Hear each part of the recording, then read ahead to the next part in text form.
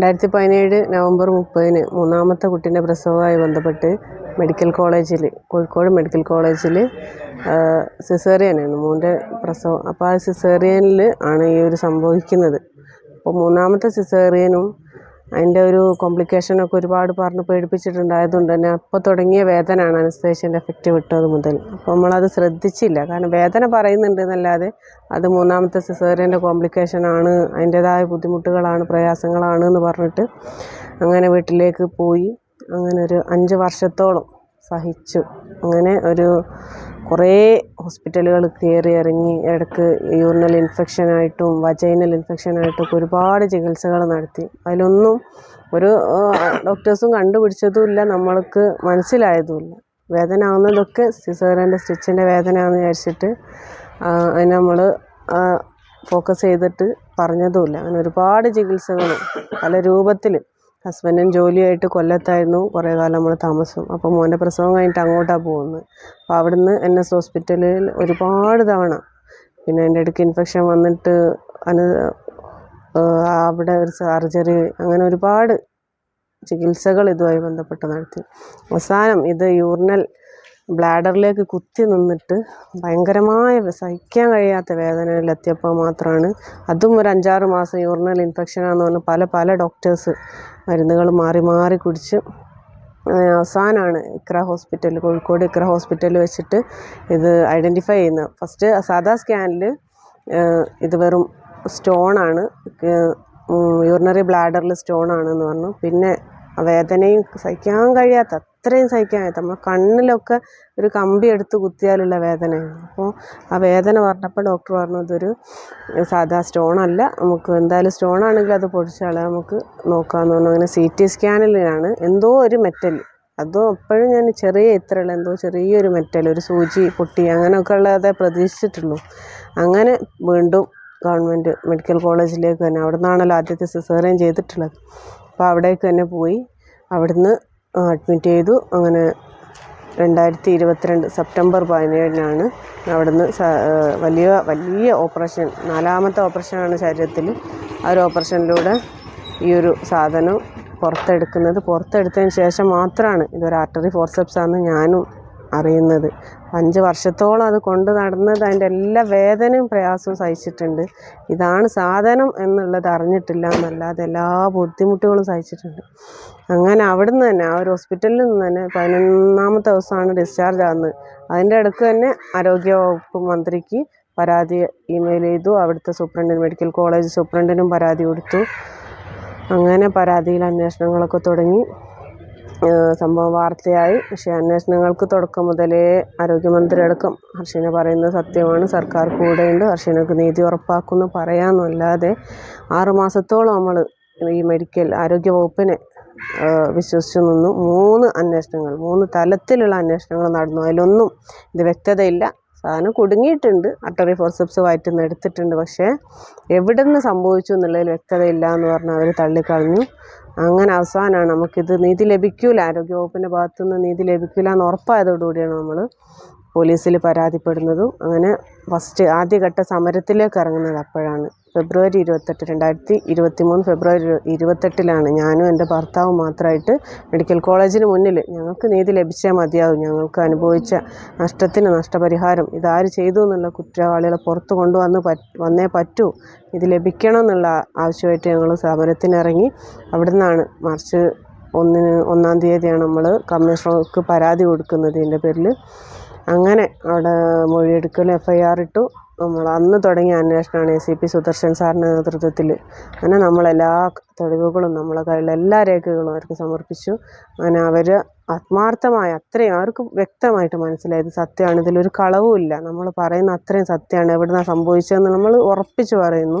100 അല്ല 101% ഉറപ്പിച്ച് പറഞ്ഞു ഇത് മെഡിക്കൽ കോളേജിൽ നിന്നാണ് സംഭവിച്ചിട്ടുള്ളതെന്ന്. പക്ഷേ ആരോഗ്യവകുപ്പും അവരന്വേഷിച്ചവരൊക്കെയും അത് അവിടെ നിന്നല്ല, അവിടുത്തെ കത്രിക മിസ്സല്ല, അങ്ങനെ എന്താ പറയുക, ഒരു വ്യക്തതയില്ലാത്ത കുറേ ന്യായീകരണങ്ങൾ പറഞ്ഞിട്ട് ഒഴിവാക്കിയതും.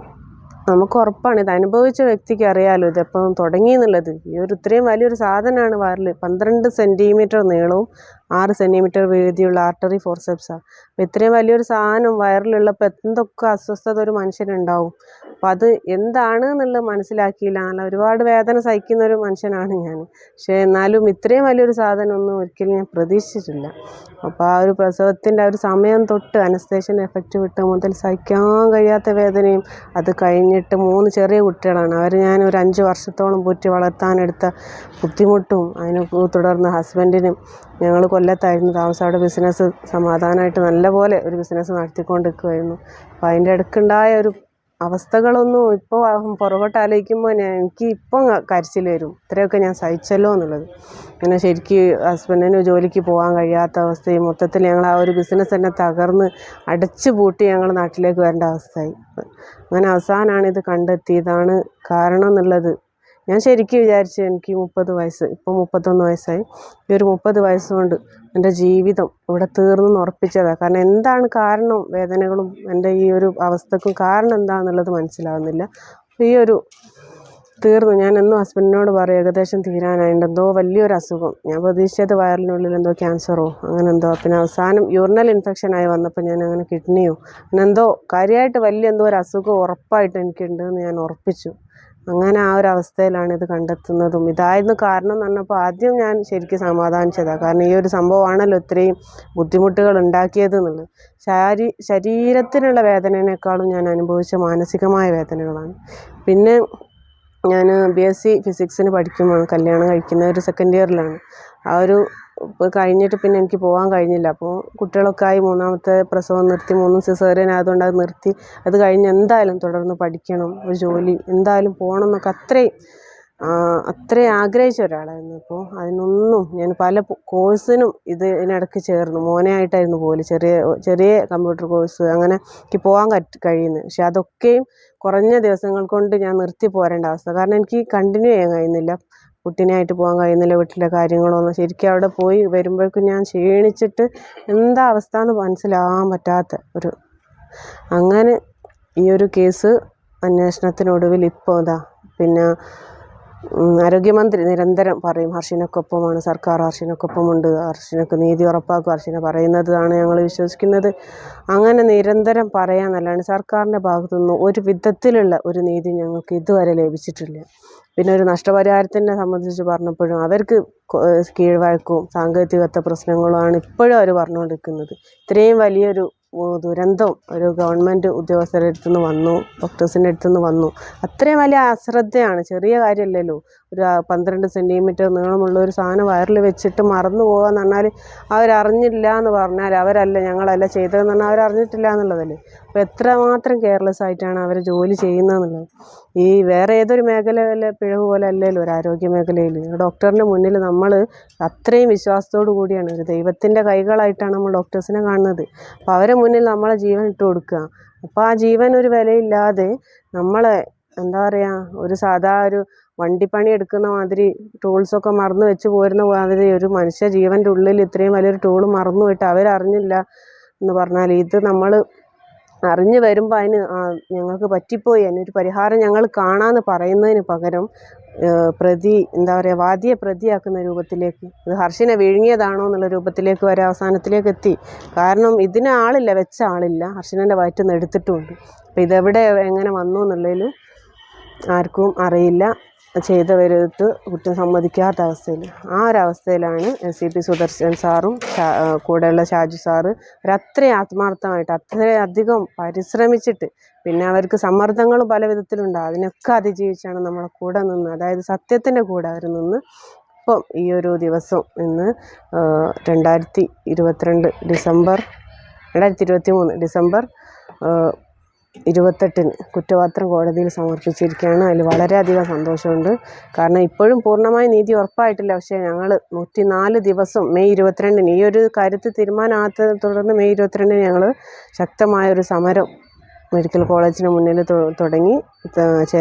സമരസമിതി ചെയർമാൻ ദിനേശ് പെരുമണ്ണ, കൺവീനർ മുസ്തഫ പാലായി, അങ്ങനെ ഒരുപാട് ആളുകൾ, സമൂഹത്തിന് മുഴുവൻ ഒരു പിന്തുണയുണ്ടായിരുന്നു. അങ്ങനെ പല രൂപത്തിൽ പല പാർട്ടികളും, പല രാഷ്ട്രീയ പാർട്ടികളും, പല സംഘടനകളും നമുക്ക് പിന്തുണയായിട്ട് വന്നു.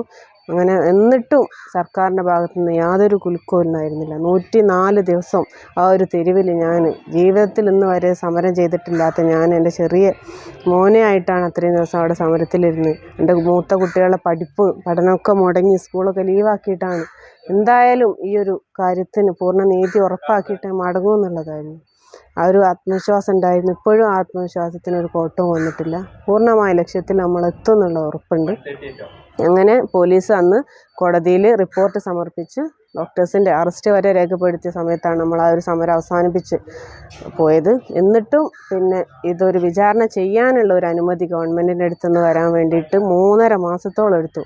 അതും നമ്മൾ ശക്തമായ പോരാട്ടമായിട്ട് മുന്നോട്ട് പോകും. കേരള സദസ്സിൽ മുഖ്യമന്ത്രി ആദ്യമായിട്ട് ഇതിന് പ്രതികരിക്കുന്നത് നമ്മൾ കേരള സദസ്സ് അവസാനിക്കുന്ന ദിവസം ഒരു പ്രതിഷേധ സദസ്സുമായിട്ട് സെക്രട്ടേറിയറ്റിന് മുന്നിലിരിക്കും എന്ന് പറഞ്ഞതിനെ തുടർന്ന് മുഖ്യമന്ത്രിൻ്റെ ഭാഗത്തുനിന്നൊരു പ്രതികരണം ഉണ്ടായി.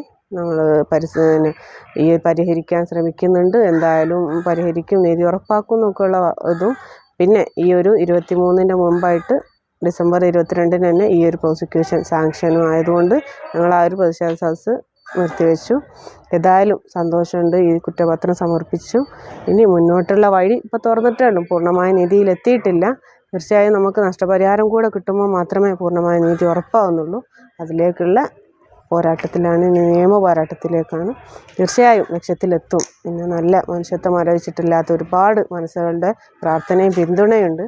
എന്തായാലും എനിക്ക് കിട്ടുന്ന ഒരു നീതി എന്ന് പറഞ്ഞാൽ സമൂഹത്തിനുള്ള നീതിയാണ്. ഇനിയൊരു ചികിത്സാ പിഴവിനെ തുടർന്നിട്ട് ഒരാൾക്കുണ്ടാകുന്ന നഷ്ടത്തിന് എവിടെ പോകണം, എങ്ങനെ പോകണം എന്ന് ആർക്കും അറിയില്ല, ജനങ്ങൾക്ക് അറിയില്ല. ഇത് എവിടെ പോയാലും ഇനിയൊരു നീതി കിട്ടും എന്നുള്ളത്. എനിക്കടക്കം ഞാൻ ഇത്രയും 1.5 വർഷത്തോളമായി പോരാട്ടം, എന്നിട്ട് പോലും നീതിയിലേക്ക് എത്തിയിട്ടില്ല. അപ്പോൾ എത്രയും പെട്ടെന്ന് നീതി ലഭിക്കുന്ന ഒരു രൂപത്തിലേക്കുള്ള ഒരു നിയമവ്യവസ്ഥ നമ്മുടെ നാട്ടിൽ എന്തായാലും ഇതുമായി ബന്ധപ്പെട്ടവർ അതിനെക്കുറിച്ച് ചിന്തിച്ച് അതിനൊരു പരിഹാരം ഉണ്ടാക്കണം, അങ്ങനൊരു നിയമവ്യവസ്ഥയിലേക്ക് എത്തണം എന്നാണ് ഈ ഒരു ഇത്രയും വലിയ പോരാട്ടത്തിന് അനുഭവത്തിൻ്റെ വെളിച്ചത്തിൽ എനിക്ക് അഭ്യർത്ഥിക്കാനുള്ളത്.